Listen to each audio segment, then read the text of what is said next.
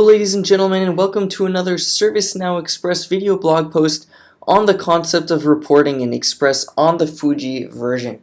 So my name is Darius Kumar, and I'm going to be walking through different ways that we can utilize the new features and functionalities of Fuji's reporting engine to really be able to customize and configure any kind of report that our business need dictates.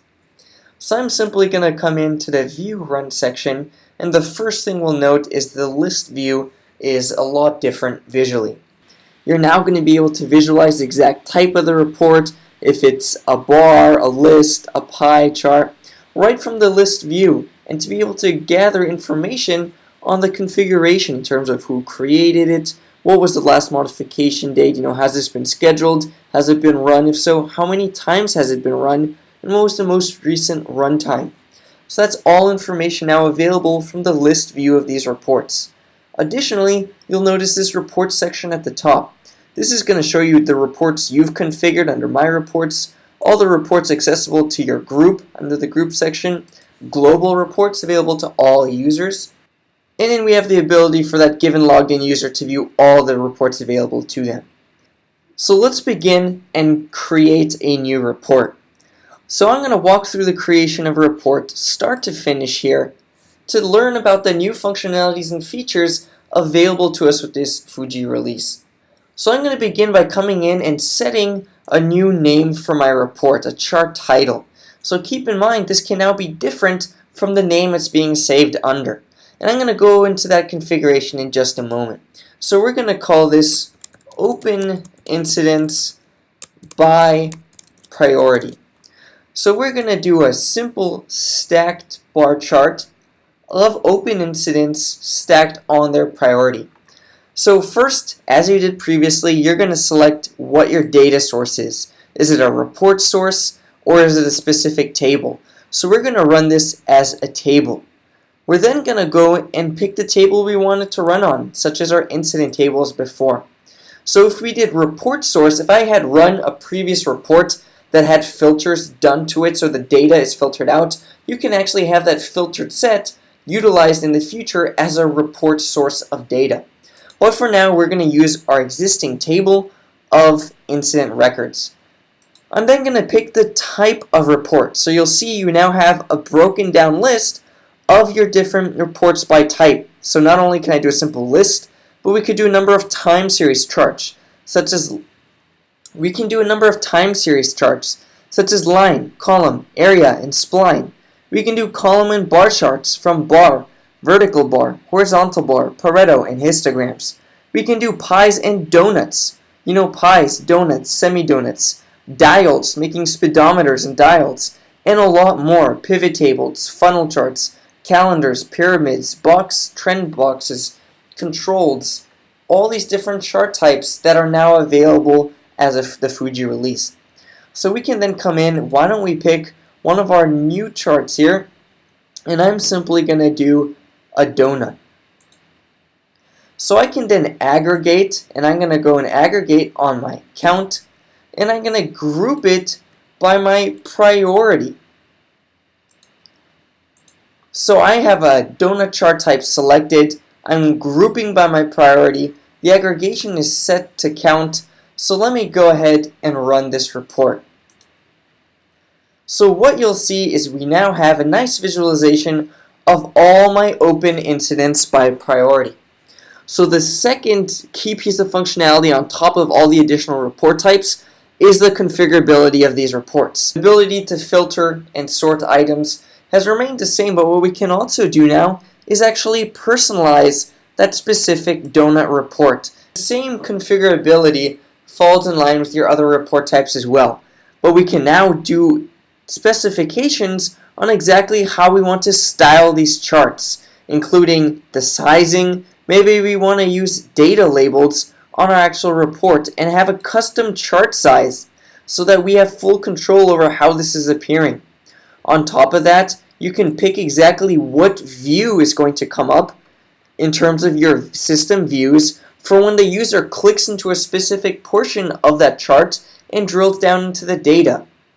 You can also pick exactly where that chart title appears if we want it to never show up, if we want it to only appear on the report or always appear when it's being rendered, you can pick that from here. You can also make a new chart title different from the name you've set it to. Have the chart title size be configured. So maybe we want to say donut of incident priorities.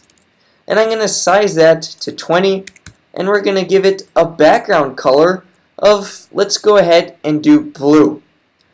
So I'm going to go ahead, those new changes being applied, and I can also do a custom chart title position now. So I can adjust this, I'm going to do an arbitrary amount here, but to really move where my chart title is going to be. On top of that, we can control our legend, the horizontal alignment of this legend, the vertical alignment of this legend. You can control exactly where you want it to be. Maybe we want to go ahead and move it to the top, and maybe we want to go ahead and move it to the left-hand corner. So I can deactivate the border as well to make it look more fluid, and I'm going to go ahead and close this.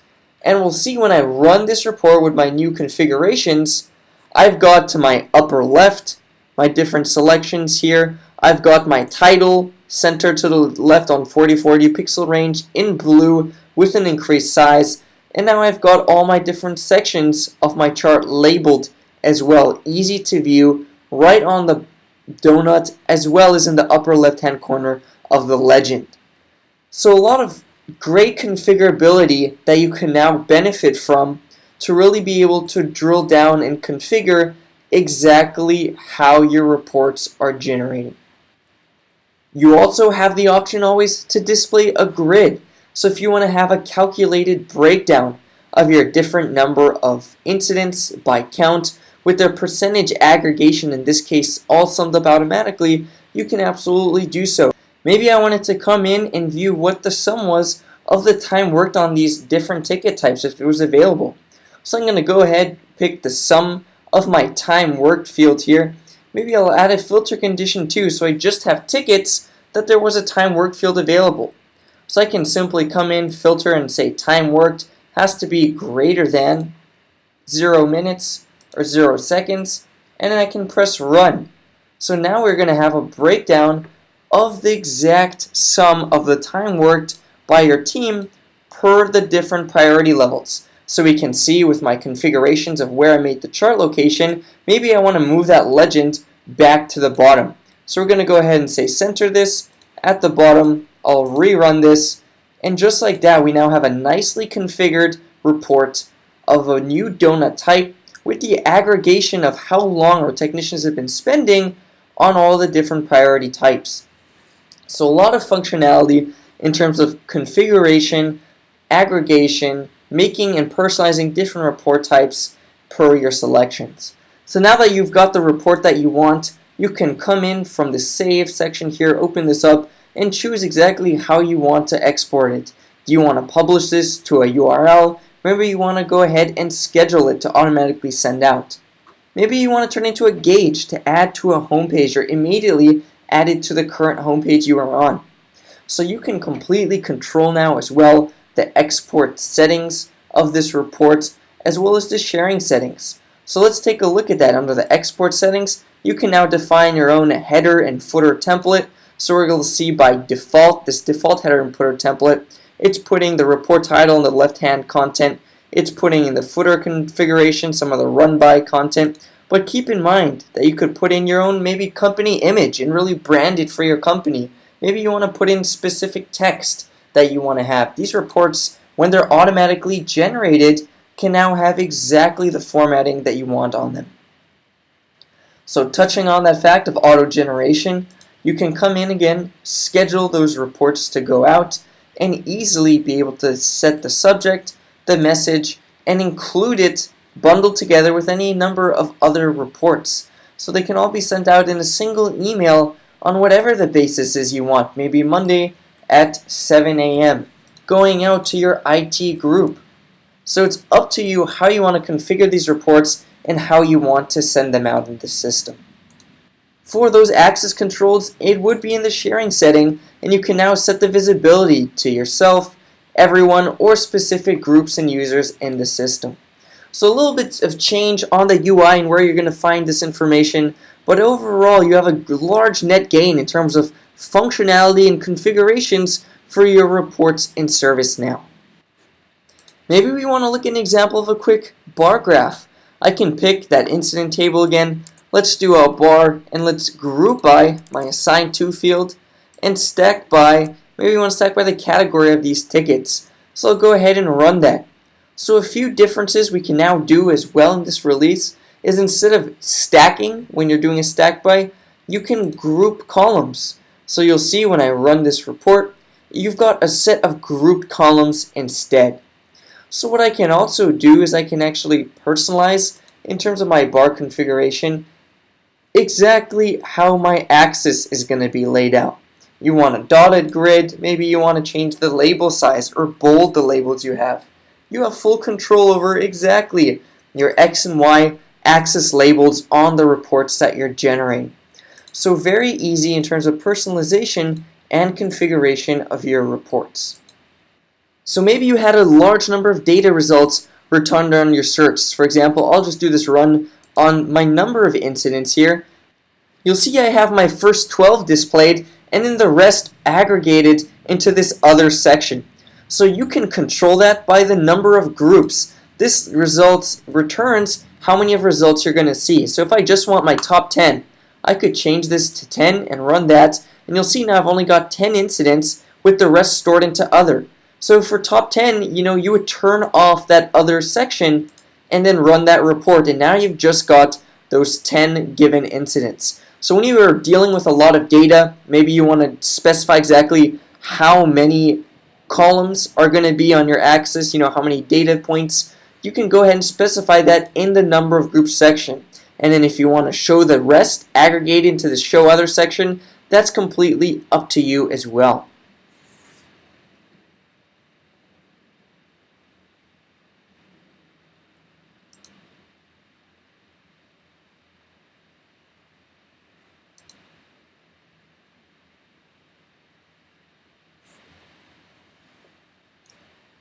So thank you for watching today's ServiceNow Express 101 session on the topics of reporting in Fuji.